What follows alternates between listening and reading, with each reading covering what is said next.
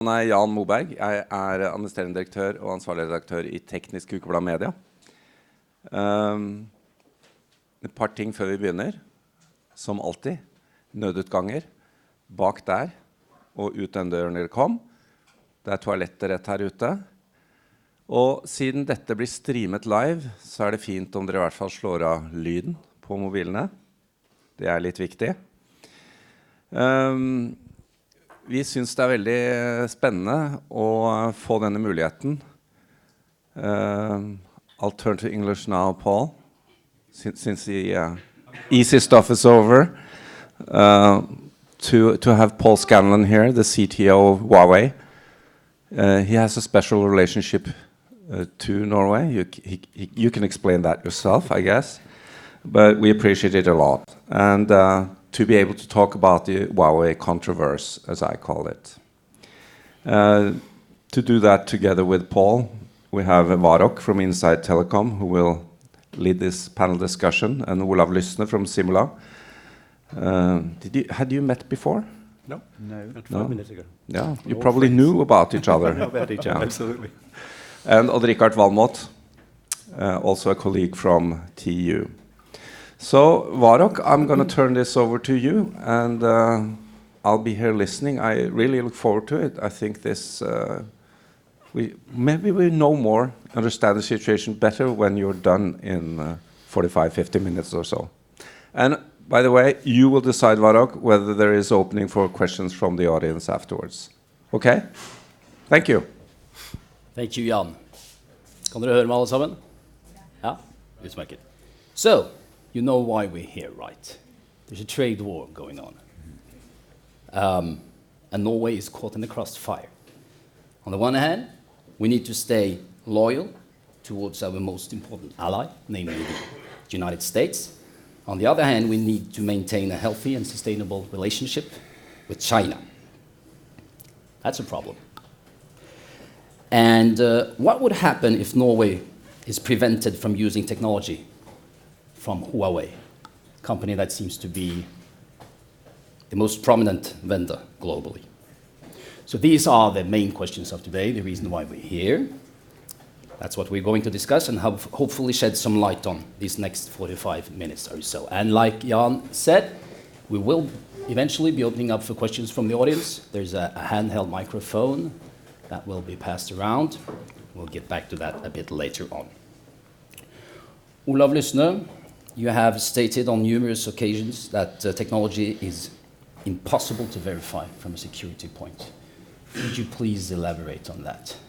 Well, yes. First of all, thank you for having me here. I wrote a book, and some of you might know it, and the conclusion of that book was that when we have these pieces of equipment, it is impossible for us to fully verify what it does and what it can do. I'm a researcher myself. If somebody should give me unlimited time and unlimited funds, I would still have to say no, I can't do that. And that it's a very new situation, right? Because we used to thinking that well, if I buy a car from somebody, okay, then and I'm not sure about that car, I can pick it apart. I can investigate the metals. I can understand it to the bottom. Same thing with a building, I could do that. And even for military equipment, tanks, a gun, I could do that. But something has now profoundly changed, and it changed decades ago when we entered into the realm of electronics. Because the complexity is now so big that understanding these things to the bottom is close to impossible. And just to give you a little taste of what that means, if I take this piece again and I take technology layer by technology layer from the glass surface that I touched with my fingers, there is of course some applications, some apps running. Underneath there's an operating system. Underneath there will be something that you like to call the hardware adaptation layer. It goes by many names, well, let's just call it that. And beneath that again is the hardware. It's little green cards with the black squares on them. And each of those layers have an immense complexity. If I just start with an operating system, we usually say that, well, let's use Windows as an example, because that's where it's easy to Google. We assume that it has between 30 and 50 million code lines. And then we know that a reverse engineer, qualified reverse engineer, can do reverse engineer between 100 and 1,000 code lines per day. And then we understand that if we do the maths, we see that, no, we cannot really get to the bottom of the operating system. Because even if we could, we have to finish that analysis before the new security update came, and then we'll have to do it all again. And that is only one of the layers, right? Hardware is even more difficult because we don't have access to the code. We have to carefully remove layer by layer from these chips and then try to understand how the transistors are interconnected and then understand the logics of it. So that is actually impossible to do. And that creates a lot of problems. Many of those problems have sort of been overlooked for a lot of time, and we've not really discussed that. We started to discuss that briefly, I would say, when 4G came along, because then we understood that here we are in a situation which is quite new to us in the West, by the way, yes. where we have this huge, very, very critical infrastructure that we're going to build, and suddenly the West does not have technology monopoly anymore.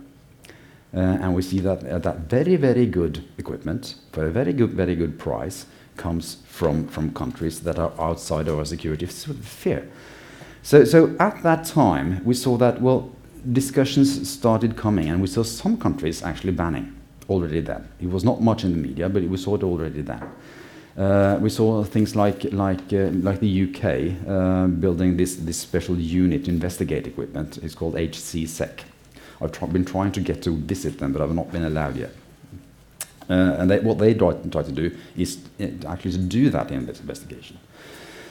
And I think that the problem that we're now waking up to is a very difficult one, because the way the world has been interconnected, a typical example, that were probably more typical 10 years ago than it is now, is that things were designed in the west coast of the United States.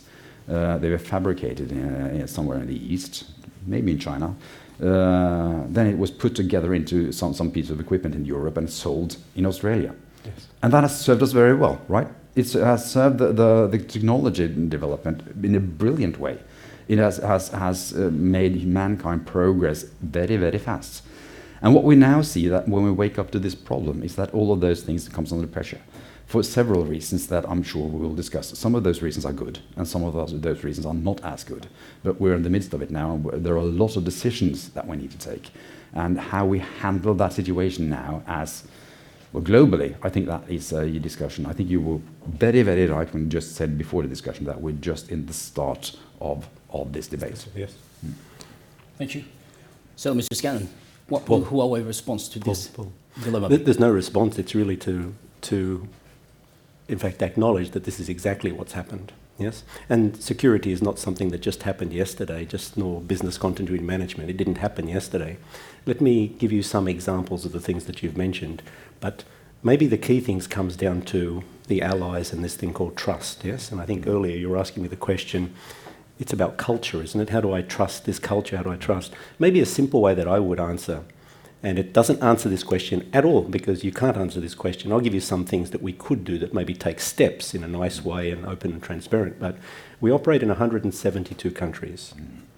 We haven't operated in all of them for the last 30 odd years or 35 years, or 32 years, but we have operated in a lot of them for many of those years. So let's take it today, prima facie. We operate in 172 countries. There are only 2 countries. I should put it the other way. There's 170 of them that trust us. And one of them is Norway, yes? And when I come back to just culture and thinking about this thing about trust you only get when you do something, yes? So what have we done and what haven't we done? We haven't had, despite the OB, and you've mentioned HCSec, etc., and if you would like an invitation, I'll do my best to bring you there and show you how it's done. But what's important, but this is an important thing, because you see, I have no reason not to invite you, because I have nothing there not to show you, yes?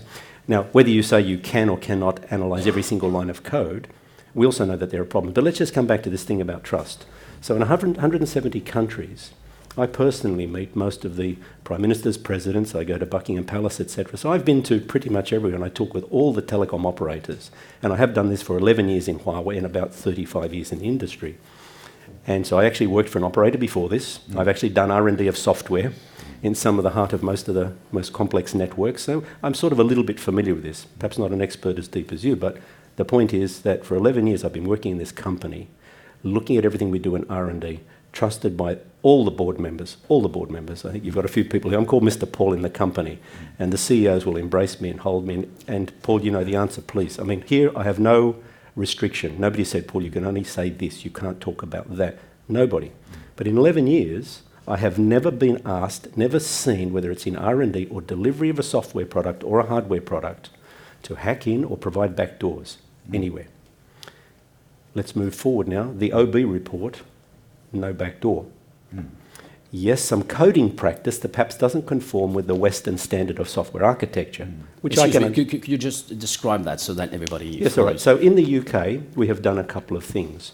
Back in 2008, British Telecom was very kind enough to say, if you want to do business in the UK, then we need to see your, what we call business continuity management. We want to see that you're not just selling this today and it's a great product, but what's going to happen in 3 years and 5 years? What's the new product and where's it going to go in the future? And is it secure? And do you have alternative suppliers if the glass you can't buy from here?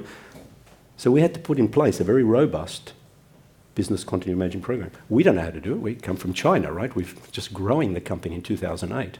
It had really only taken off in 2003 when one operator trusted us to deliver their 3G network. But anyhow, 2008. So the second thing they did was they said, we want to see your code.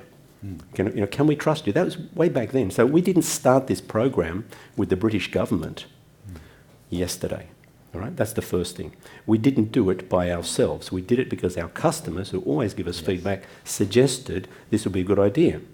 When we created a facility in the UK, we were requested by GCHQ, please hire these gentlemen, we think they'd be very good for your company, and let them do the software testing of your products. So we do a couple of things. Before the product goes into the UK for delivery, it comes to this facility and the software is examined. Now, as you've mentioned, it's very complex in millions of lines of code. It's impossible. And even if you try to compare what we call the source code with the compiled code, it's almost impossible. 70% is the best you can get. Do you know how much money Huawei has spent to bring it to 99% accuracy? Just to confirm this, how much money we have spent? I don't know any other vendor who opens their software up to the industry to let it be examined. We've opened another facility in Brussels about a month or two ago. We already have a similar facility. It's not by Huawei, but it's done in Germany. It's done in Canada. They do their own analysis of what we've done. And we invite, and we've made offers, and I believe James has come to Norway to make the offer. We're prepared to do the same thing here. It's a little bit easier and cheaper if you wouldn't mind travelling to Brussels or to one of the other facilities.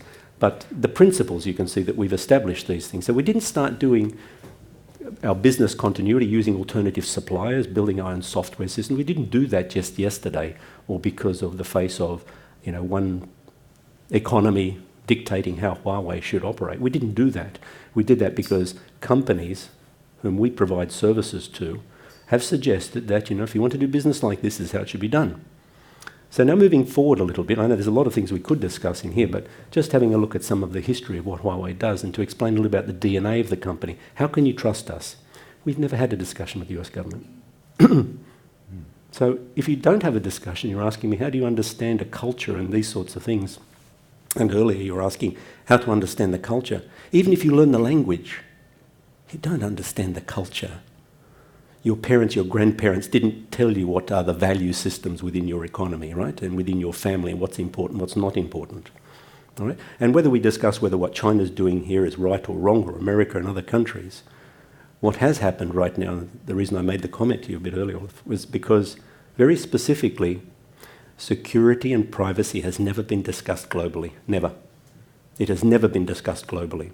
And we've never ever taken any action on it, ever. Everybody talks about 5G and security. Well, let's state for the record, 5G is far more secure than 4G. You're an expert and you understand this. So every time you turn on your 4G phone and it communicates with the base station, I'm sorry, whether it's our colleagues over in West Africa trying to steal your credit cards, which they do, or whether it's other administrations around the world with their satellites or their other systems around the corner listening and eavesdropping, which they do, that doesn't happen in 5G. So one of the things that's happened when we launch a 5G network is we've fixed up some of the security problems that we had in 4G. So then why would somebody be talking about security? There are a couple of options, as you've just mentioned. Would somebody be putting something inside, or could they do something either in the device or in the network? So Where have things come today? Now you have to follow a protocol. If a government wants to hear or wants to know what's going on in another country, there's a point called the lawful intercept. They need to make an application. So Norway would have to apply to Australia and say, Paul, can I please have, to our ASIA, can I please have the data from yesterday or tomorrow, or can we please plug in? We now have to do things according to law, according to international protocol and standards. Why am I moving it this way? Because in the IT area, in the information systems area, about 33 countries have jointly, together with the vendors, created a framework for security certification and compliance. Just recently, we've created the same thing with a group called NESAS. Today we have about all the vendors who make 4 and 5G equipment, so Huawei, Ericsson, Nokia, ZTE, etc. They're all included, and the majority of the top telecom operators are included. We have one government, which is Germany, and we have one auditing company. But let's compare this in the network technologies, the things that make these things work, with the IT world. Here you have 33 governments and about 50 different auditing companies to make sure it's following. So our suggestion from this group of the industry that started up is, let's invite other, because I talk with all administrations, and I would love an example of Norway, where we still, in China and Huawei, respect Singapore and Norway as the top 2 countries with governance that follows a lot of things, very professional. Come and join the group, appoint your own auditor, travel to Belgium or to UK, or we build the facility here, and let's put together a framework of governance, not just for 5G, but for AI, because these 2 things go hand in hand together with cloud services. You have now, the problem in security is us. We're the stupid ones, right? We download, 1.7 million apps. There's no standards, there's no coding practice, there's no security. As soon as you click on it, in fact, as soon as you use Google anyway, the first thing they ask you, can I know your location, please? Because I want everything. That's the last piece of information.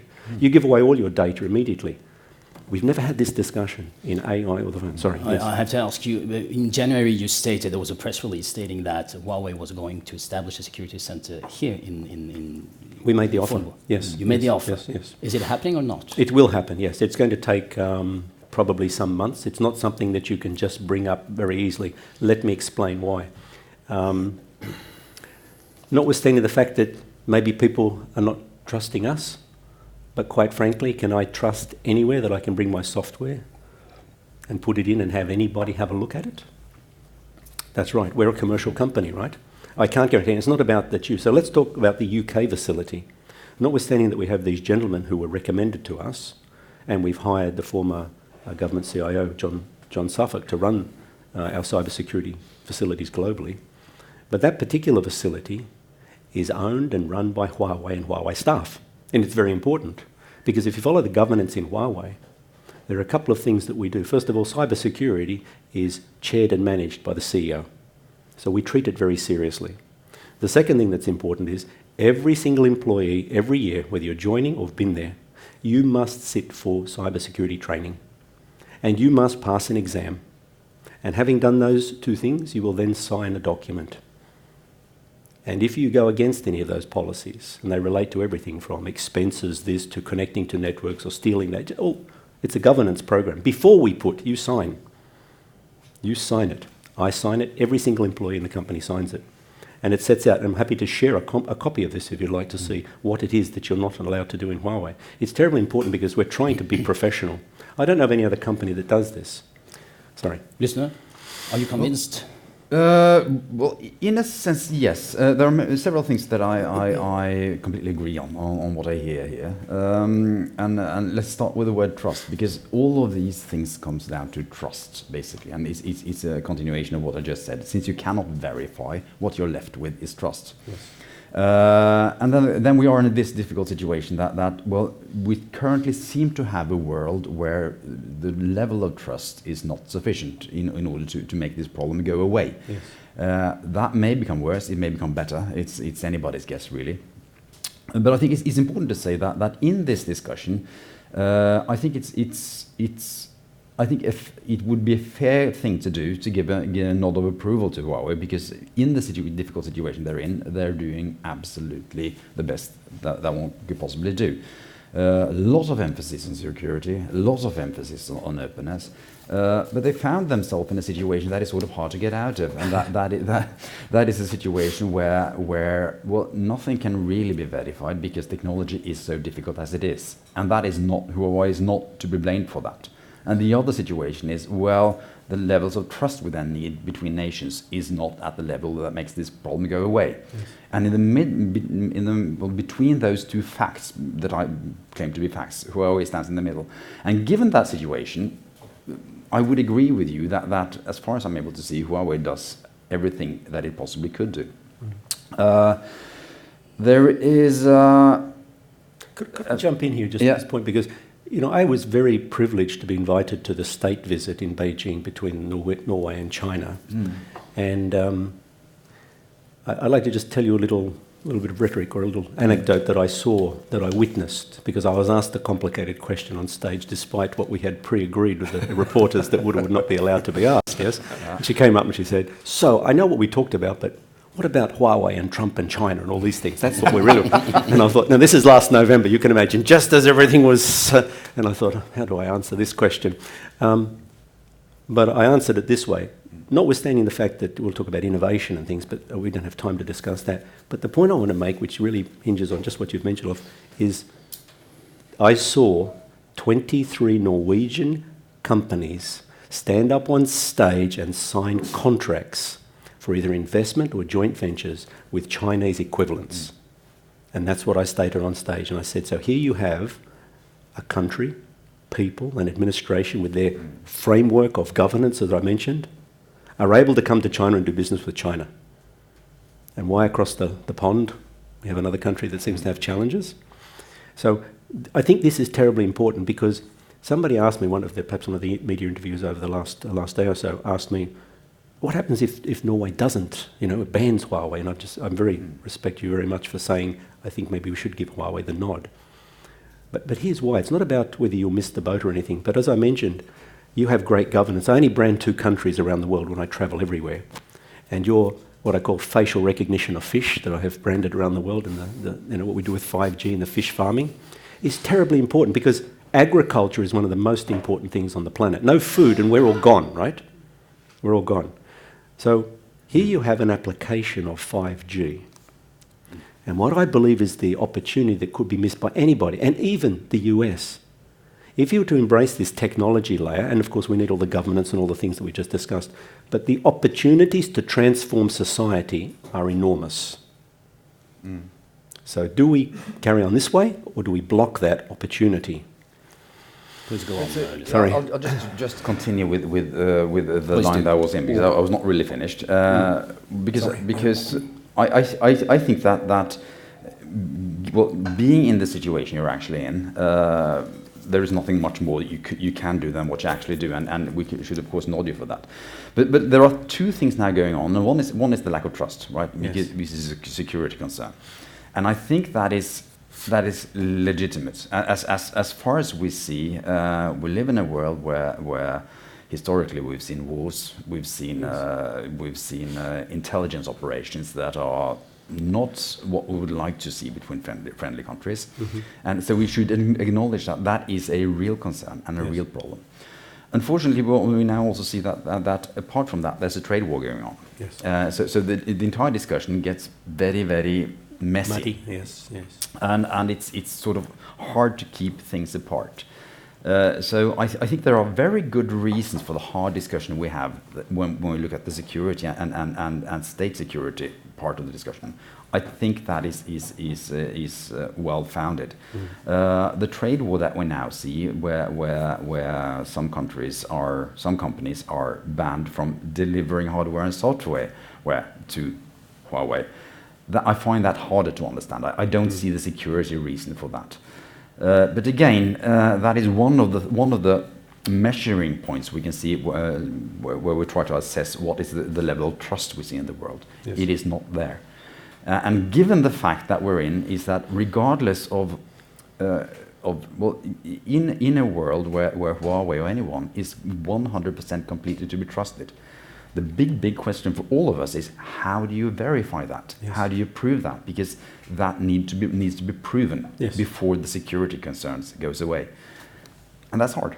Yes. Well, that's why we've made the offer and made the suggestion that, you know, you are quite right. Whether it's in this device or other devices, how do you absolutely guarantee what's... Even did we put that in? It's in a factory that's maybe not owned by, for example, do I know somebody... We never know these things, yes? So we can agree on the fact that it's not possible to. It's not possible to do it, I'll say, quantitatively. Would that be the right way to say? You know, can you bulletproof and put your hand in your heart? But there are other ways to do things, right? I'll give you an example. There are some countries that you travel to, they don't need to inspect your luggage, what's inside. They just talk to you, right? Within a few minutes, they know precisely whether they should open up your luggage or not. Yes, and I think, you know, some of these countries, they're very good at this sort of stuff because of the people and the process and their methodologies. So I think it's a framework. That's why I've made the suggestion that we have suggested. It's become such a global problem. It can't be fixed by one administration or one audit company or one everybody. But you imagine, maybe Norway has 2 or 3 auditing companies who can verify certain things. UK has by the time we're finished, 30 companies, probably there's 100 different companies who are verifying different things, not just of Huawei, perhaps of all the other vendors. I think that should be the right way to do it, but you know, if you don't want to do that at the moment because you're worried about Huawei, we stand here and saying we're ready to do it and we're doing it today. But you know, collectively, that group can probably provide a very, very high level of confidence that they can trust. Well, Richard, we keep hearing about different vendors you have. Yeah, well, it really started off, this discussion, it really started off by the Americans not trusting Huawei infrastructure-wise many years ago. And it now has spilled over to Europe and to Norway. And what Telenor is telling us that they control their own core network. Yes. So how and they said, we are in charge of security. And lately we've seen the trade war or security concerns spilling over to all kinds of chips. If you look at this phone, it has an American operating system, American-made chips, a lot of American technology, and some of them are made by Huawei. And even PCs, they have Intel chips, Windows operating system. How insecure can they be? A question to listener here. Can you see a Huawei PC calling home? Well, I do not want to answer the trust side of that because I don't know enough to do that. Whether it will be technically possible, the answer is yes. Whether it will be technically possible in a way that cannot be detected, yes. Unfortunately, the answer is yes. Is it technically possible in such a way that only a small handful of people at Huawei would ever know that it's happened? Unfortunately, again, the answer is yes. So it's I think this is really, I would say, a problem from hell. This is very, very, very difficult. What I hope we will see over the next decades, because I think this will be with us for some time, is that we, as mankind, if you will, find a way through through this problem that does not divide the technology world into two. Yes. Because having a global technology world has served us so well for so long. Now that is under threat. If you are in discussions now with people from not only Huawei but from Samsung, from Apple, from anywhere, they are now working on understanding what are their supply chains. Yes. Because they now have to have contingency plans for trade wars. Yes. Of course. They need to know that they're able to survive and still build products if they cannot get chips from these countries, right? And of course, they find a way of doing that. When they all find a way of doing that, that is the first 3 or 4 steps into having a division of the world technologically. And that is a real threat. That is a real threat for us. I don't have a solution to that, but I hope that we will be able to find a way through it. But of course, there are 2 sides to this, as I mentioned. One of them is, of course, the trade war that is going on. And I would like to put that to the side, because that's sort of a completely different issue, even though it muddies the waters very much. But there is a real, tangible security concern there that I think is well-founded, and I don't think we should fool ourselves into looking away from that, because it is actually there. I know that the Chinese have been denied chips for supercomputers, and that they are starting developing their own. So that's an example of what you're pointing at. Yes, yes. And we may very well see a really deep split in the future. And that is very, very bad. That's, yes. Yeah. That's why we think, and I agree 100% with all the things you've said. I would like to take up the point about the Telenors and who operates a network and their capability and security. I was in the Midwest US a few weeks ago, yes, and we have a lot of business there, despite what you may know or not know. But we work with the tier 3 operators, yes. And I'd just like to give you 2 comments. But the first one was when one operator stood up in front of the others and said, the reason we use Huawei is not because it's less expensive. In fact, that's not the issue. And it has some issue relating to the capability with the features and everything that seem to be better than everyone. But he said it's because I have 0 failures, all right? And from an operating perspective of a tier 3 operator against the big guys, AT&T, Verizon and Sprint and T-Mobile, they have a lot of challenges, and they're rural where the ARPU is lower, the costs are higher to service. So that was his take on economically why we choose. But then he said, I invited a senator, in fact the senator invited himself to come and look at our security. Okay, Senator perhaps is or is not so conversant with cybersecurity principles as you or experts are. But he took me through the same presentation and discussion. This is a tier 3 operator. These guys weren't born yesterday, you know. Telecom's been around a very, very long time. And they're not in it for a short term. They buy a license, typically 10, 15, 20 years. They're responsible, they're SLAs that the government impose on operators to do certain things. It's critical infrastructure. This is not the first time, as you mentioned, we've ever been talking about this, right? It's just like the national grid, whether it's power or water or gas. So they already have had for 20, 30, 40, 50 years, and some even longer. I mean, Telenor's been around forever. But they've had very sophisticated processes. This is not something they did yesterday. But one of the things they also showed me is some very clever AI technology that they use from within the network. So they very specifically have it embedded in the network, and it looks at traffic patterns and it learns what's normal, what's not normal. And then it looks for unusual behaviour. So if somebody were to call home or start sending information, they pick it up immediately. And it's very, and this is a tier 3 operator. It's very, very sophisticated. I've been part of the Singapore facilities as well, and can share with you how the. So you absolutely disagree with what listeners? No, I'm not. No, because you see. But it is possible to. It's look. Spot these patterns and. It's absolutely possible to do this. Okay. Now it depends how much money you have. It depends how many resources you have, and it depends how thorough you are. Because the biggest problem they've identified are people. It's we who go and click on this and put that bit of code in there, and this starts, phizing or doing this, and they have to block this. They have to go through training programs. So this is why I think the discussion, we have to think about security as a framework, and it's not just about blocking this or stopping that or checking the ports here. It's about an education process. Nobody ever educates us in security, really, right? I would like you to comment on that, Lusne. Could AI be the solution we're looking for? I think what we should be looking for is, my take on this is that we are currently in a situation where if there was a vendor that was not to be trusted, then that vendor has all the possibility in the world to do whatever he or she would like to do. Right. And we need to find a way into making that opportunity more difficult. We have to find a way into making it harder and more risky to do something wrong, so the chance of being detected is getting bigger. I think we're quite far from that now, and I know that we will never get to the point that we can be sure. Yes.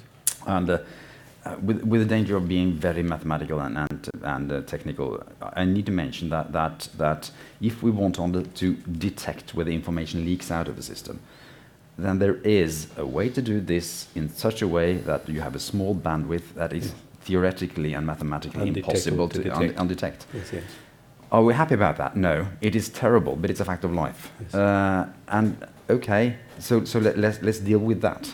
Let's take those facts as our baseline, and let's start the discussion from there and see how can we, knowing that these are the facts, build trust so Yes. that the entire global industry is not divided into two. Yeah, I'd like to follow on. So you're 100% right. We could use a lot of very clever technologies to try to circumvent this, and it'll be a game like this, right? Yeah. Somebody does. So, but you're quite right. And I think Sir Arthur Conan Doyle, what one man can invent, another man can discover, right? All of these sorts of things, and there's a lot of this comments. But one thing I always like to think about is, we're a commercial company. The day somebody finds out that we did, either intentionally or it happened in we have no more business. Okay, we have no more business. Yeah, we're a simple commercial company. We make 7.5% net profit. We invest $14.5 billion in R&D. We do joint innovation with all the major telecom operators and with governments and with universities, not to steal technology, but to invest in talent. Isn't that what you do? Isn't that why we all travel to different universities? How many engineers do you have in Huawei? Almost 88,000. Yeah. But Quite a lot. maybe you could say that's inefficient. Maybe you could say that's too much. Maybe you're saying, but the point is, we learnt a long time ago that the value of intellectual property. We learnt a long time ago the value of protecting IPR and paying for IPR. And even now, discussions I've had recently, yesterday morning when I landed, is to meet with one of your very brilliant people and to discuss licensing Norwegian technology. All right? Licensing Norwegian technology. I probably have a choice. I could buy the company. That may not look so good. But wouldn't it be better to license the technology and broadcast the world? Huawei can, it's examples of being able to do things commercially sensible, because no matter how much money you invest in security to block the problem, or how much money you invest to try and circumvent that, it's commercial. Who has the deep pockets to be able to do that? Huawei took a decision many years ago that we will protect ourselves to a level of commercial. So there's a certain amount of investment you need to make in terms of security of processes, principles, and documentation and code. How much money can we invest ourselves in protecting ourselves? And we took the decision we couldn't go against the NSA and the others. We don't have big enough pockets to do that. That's why, we get hacked by them. And that's been stated. Sorry. Let's turn the discussion a little around now, because how much can Norway lose by doing something else? Because we went to Barcelona this year, and we talked to Ericsson, and they said that we're just as good as Huawei, and we may believe that or not, but the cost of bringing another vendor into our very Huawei-dominated network will cost a lot. Barcelona meaning the Mobile World Congress. Yeah, Mobile Mobile World Congress, Congress. yes. It will cost a lot. Yes. So how good are you? What is your 5G leadership? And we are in a little hurry when it comes to 5G, because there are new frequencies coming along, and we need to invest in a fairly short term. Yes. Look, I think it's very important to respect the other vendors, and I don't mean any disrespect to any of them, so I can't answer your question directly and say Huawei's better than anybody. But I've pretty much met a lot of senior people in the world who tell me directly where we are compared with our competitors. And they all believe, based on their analysis of what we've done, that we are some way ahead. Let me try and quantify that. If you spend $14 billion a year, and at least 10% of your total revenue every year, in 10 years that's $120 billion, or roughly. You're going to invent something that maybe somebody else hasn't, or you're going to head in a direction that's going to take you where other companies that are driven by quarter-on-quarter earnings, returning money to shareholders, in a very different way. And I want to put this in perspective, because if you invest that much money in R&D, you are going to come up with some things. We develop products. Last year we launched a Kirin processor. Yes, you could say direct competitor to Qualcomm. Then why are 50% of all our devices still using Qualcomm products? Why do we still spend $9.8 billion to American companies? We don't have to do that. We choose to because of supply chain, because our founders always said it's very important to have competition, because competition drives innovation. It's very important to have Western companies so that we show we're not dominant, otherwise we'll be removed.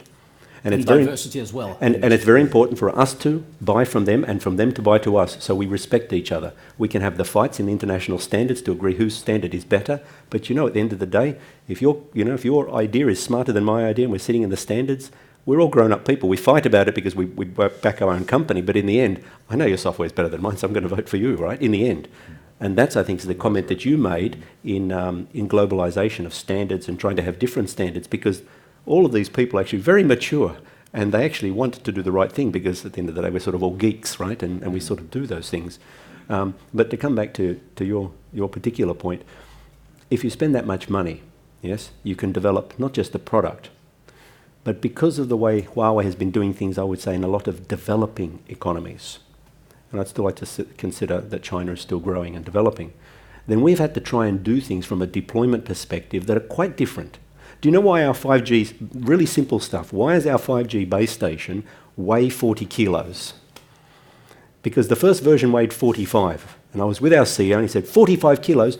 Do you know the occupational health and safety standards in Europe is 40 kilos? Do you know how much money our customers are going to have to pay to bring in cranes and extra people to comply with that, and how much money they're going to have to spend on these things? That does not help our customer. You go and fix the problem. So we started using aircraft parts and materials to bring the weight down. Bizarre, right? Bizarre thinking. But necessary. But necessary. Now, why are we talking about the challenges of investment? Because we have learnt through practical deployment of some of the first 5G networks that if you have a Huawei 4G network, it's a lot simpler and easier and get it to market and cheaper to put the 5G on top of the 4G existing infrastructure. And if you have Ericsson also know. Therefore, we all tell our customers, quite frankly, and it's true, that it will be cheaper. I can't tell you, is it 10%, 20%? I can't tell you the numbers because I don't know the architectures of our competitors, but I can tell you from our perspective. One thing we never talk about in 5G, and where I tried to make the suggestion, I mentioned the fish farming. This is an exportable set of capabilities that you develop when you build 5G infrastructure and see how it can transform, not providing hundreds of megs or gigs to this, that has no value, but in industry transformation. And we believe 5G has opportunities in transforming industry. Which leads me to my next Which gives question, the reason if I why may. it's so important. You must, Yes. must be I would like to ask you, listener, and we'll shortly come back to the audience in case you have any questions. It seems impossible for us to come up with a solution to all these questions, right? But is it possible to describe the consequences for Norway if we were prevented from using Huawei technologies, for instance? What would happen? I think one could try. Of course, asking Nokia, Ericsson, Samsung, and Huawei to discuss the consequences of banning Huawei financially will get at least two different answers. Yes. So they are not the ones to be asked. I think we can say flat out that it will be expensive because building 5G from one operator and having 4G from another vendor. And having 4G from another is not really something that will happen. Yes. So there is a lot of investment that will have to go down the drain. All the 4G investment goes down the drain if there is a ban. And time, I imagine. So and time again is hard to analyze, right? Quantify and analyze, because then again you get different answers from the different vendors, and none of them say that they're worse than anybody else. Of course, everybody does their job, and their job is to say that, so they say it. Correct. So it's sort of hard to say. But I would like to mention one more thing. We did an analysis of, because this, as the security side of this, comes down to trust. And if we now try to do an analysis of which countries are worried, we did that. Spent some days going through international English media in English language, so that we're able to read it. And we tried to find, for all countries in the world, where did we find an official statement of worry, and what kind of worry. And the interesting thing is that it is very, very not only confined to the West, but it's confined to the old West. There are hardly any countries that are worried that have not been stable democracies since 1945. So when you go to the East Europe, you will see a very, very great shift in that worry. And maybe that also says something about the level of trust. Where can we try to build trust, and where can we not try to build trust, and where are the problems really when it comes down to trust? And then I would like to comment on what you said about it would be a very hard blow to any company if they were caught red-handed in doing something wrong. And I fully agree. I think that for a nation state that needs to make a decision, I think we should recognize this. Yes. That yes, it would be a blow, and it would be a barrier. The question that we have to ask ourselves as a country is that barrier strong enough for us? is that enough for us to rest assured that it will not happen? And that is a quite difficult question because what is at stake here is actually quite significant. And we only have one example of this being done in the past, and that was done by the US, by the way, not by China, where they put one of their equipment provider into a situation where they had to use their position as providers to do espionage. So this has actually happened before, and that shows that, well, the barrier is not as strong as we could have hoped, because I would really have hoped that it was strong. And the second thing is that this company is still alive and kicking, so they didn't go away. So the only example we have is actually a counter-example of that, which is sad, of course. What I would like to see is that we sort of acknowledge the problem and then as globally work on solving it, because it's not good for anybody, the situation we're in now.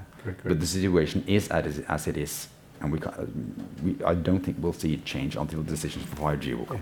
And I have no additional comments, because I think you're absolutely right. Perhaps the only difference, you could say that when you're number one, then it's a little bit easier for a different reason. But when you're trying to get into business, everybody's asking that questions, and it would be a huge blow to China to see its flagship company, which is independent and has grown up without the aid of other capital, very specifically, to be shot down. And it will be a blow to the Chinese administration, not just to our company. So our company will suffer, of course, but the Chinese administration would then lose. In China and Asia, the loss of face is more important than the loss of money. And that's terribly important for a country like China, who is trying to move itself and progress forward. So I do take your point. There's no way you can, and I know all those stories as well, and anyhow, let's not go into them. Thank you. So, audience, are there any hands in the air, any questions you want to ask these gentlemen? There is a hand in the middle. Could we get a microphone to the gentleman?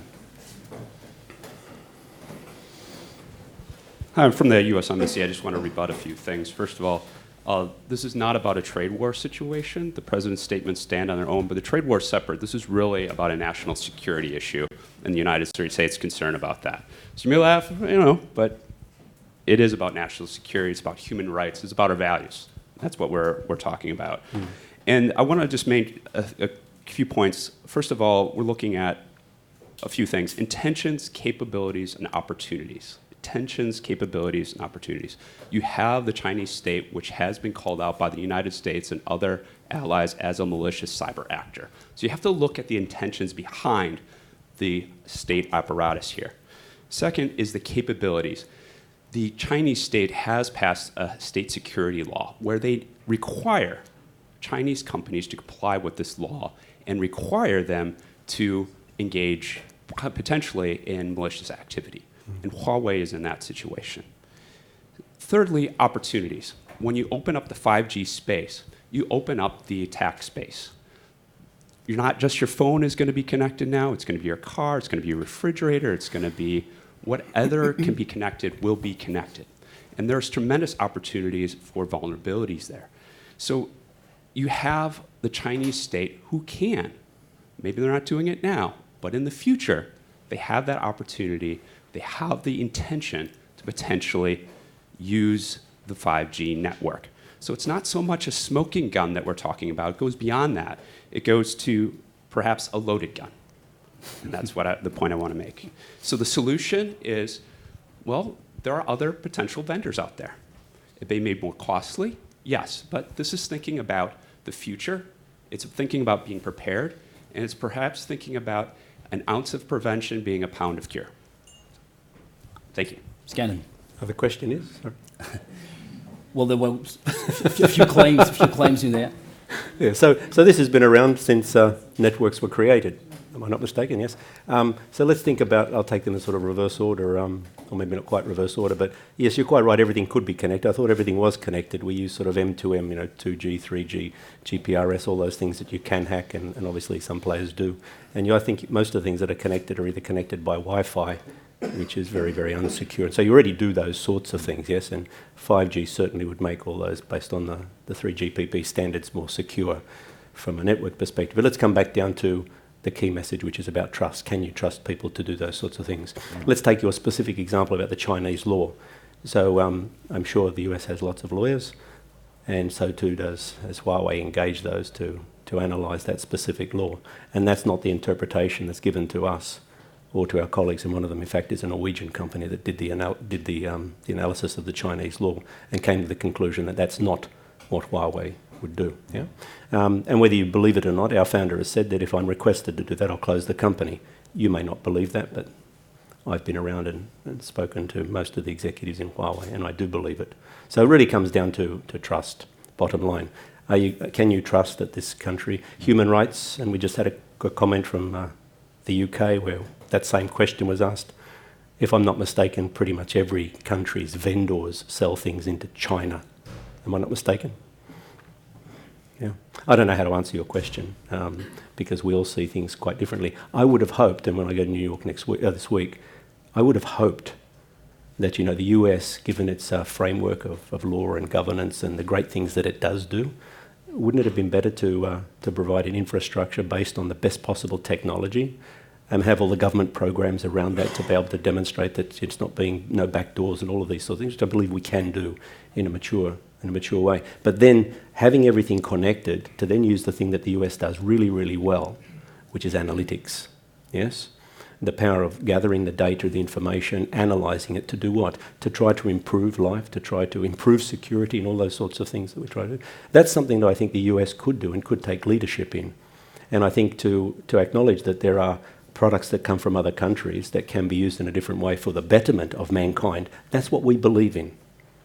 Yes? And it would be nice to have the discussion with the US government. As I mentioned, there's only 2 governments that we don't really talk to, have never been invited to talk to. Lucian, do you care to comment on the American perspective? No, I think what I've said about that is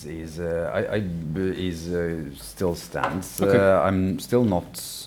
Well, I'm not convinced that that a trade war is not part of that. But we don't need to agree. I think there are legitimate security concerns, and I think there are trade concerns that play into this. We don't need to agree on that, but that's my thoughts. Looking at a mixture of factors. Okay. So, yes, we have another question. My name is Eric Willem. This is a question for Olav Lysne. As I understand it, you've been arguing for vendor diversity, i.e. The governments in the various countries requesting diversity for vendor diversity for critical infrastructure, such as telecoms. Could you comment on the status of that discussion and how you would see that playing out in practice in a country like Norway, for instance? That is a very, very good question. Thank you. That makes it hard to answer, of course. Vendor diversity is sort of a nice phrase that is easy to throw out, and it sort of sounds very good, and then everybody can be happy and go home. But it's quite hard to do. And for several reasons. We just mentioned how difficult it is to have a different vendor for 4G and 5G. That is difficult. Having different vendors, having 2 different equipment for 2 different vendors, base stations sort of scattered and intermingling around the country, that is hard as well, because for interoperability. So it's not easy to do these things.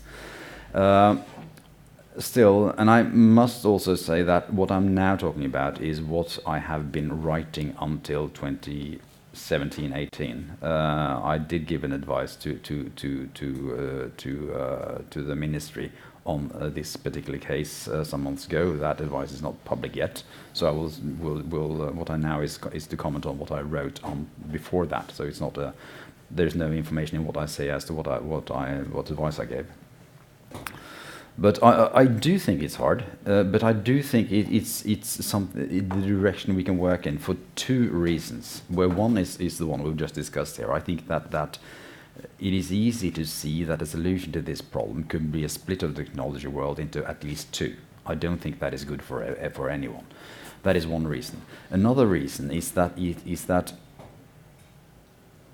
I think I argued for that in my book, is that you have to, if you try to solve this problem by banning one vendor, then you must be sure that that is a decision that is sustainable for at least 15 years, right? Because this is what we're going to have, the equipment we eventually choose to buy for 15 years.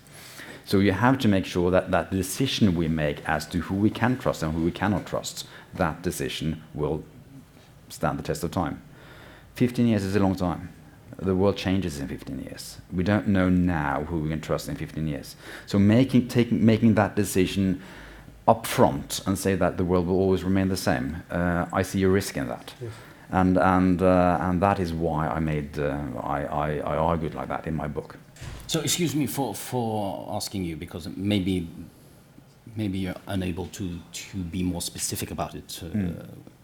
But I mean, you're a fan of diversity, right? You've said that on numerous occasions. And I don't think you really answered the question. Like, how do we achieve vendor diversity throughout the different networks here in Norway, for instance?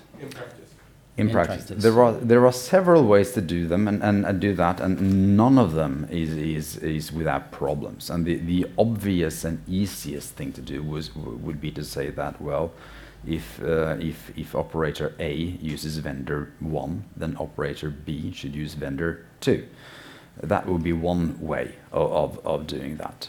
Other ways of doing that would be to say that, well, all of you should use at least 2 vendors. You would probably, both of you, divide the country into 2 parts then, but you should do it in opposite ways. So there are well, 4 or 5 different ways of going about this. None of them are without weaknesses, and all of them have come with concerns. So I don't think we see a perfect solution to this, but I think there are ways of doing it, yes. Okay, so we need to wrap this up, okay? We know that you have already given your advice to the Norwegian government. I'm not going to ask you this question. I'm going to leave it to Mr. Scanlon. What would your advice be to Norway, being caught in the crossfire that I described when we started this discussion? What should they do? Become more involved and understand China and Huawei very specifically, and perhaps demonstrate a leadership capability of how to lead the discussion globally with the framework of cybersecurity as I've suggested. And also, please come and visit our facilities and have a look at everything we have. There is nothing that you can't have a look at, and use then your international reputation to at least give some comfort either way, or, as we've seen in the UK, give suggestions on how we can improve, and we'll take those and execute them, because that demonstrates what are the rules. The last point is, please let us know what the rules are to do business in Norway, and we will comply, because that's what everybody should state, yes, and that's been done in Germany and France and the UK now, so it becomes very clear. You want to add something to that, Olof?